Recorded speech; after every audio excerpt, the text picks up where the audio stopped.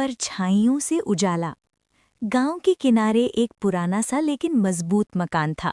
उसी घर में रहती थी कविता, एक पढ़ी लिखी समझदार बहू।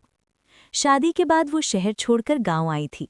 ससुराल में सब कुछ था, इज्जत, जमीन, नाम, पर अपनापन कहीं खोया हुआ था। उसकी सास धर्मा देवी अनुशासन की मूर्ति थीं।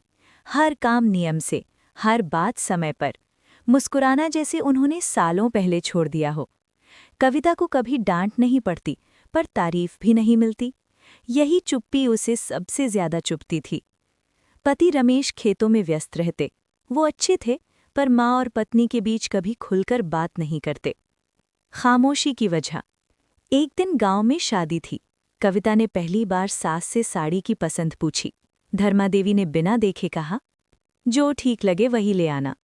शादी में जब सब लोग सास बहू की तारीफ कर रहे थे, तब भी धर्मा देवी चुप रहीं। घर लौटते समय कविता ने पहली बार मन में ठान लिया, अब वो चुप नहीं रहेगी।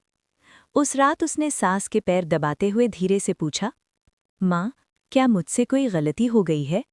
धर्मा देवी की आंखें भर आईं। वर्षों की परछाइयां जैसे हिल गईं। गलती तेरी नहीं, मेरी है, उन्होंने कहा। मेरी बहू शहर की थी। लोग कहते थे वो गांव में नहीं टिकेगी।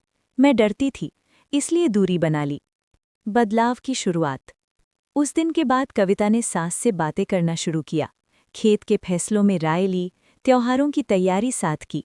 धीरे धीरे धर्मा देवी के चेहरे पर मुस्कान लौटने लगी। एक दिन गांव में पंचायत हुई।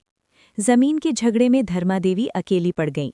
सबके सामने कविता ने उनका साथ दिया, कागज दिखाए और सच्चाई रखी।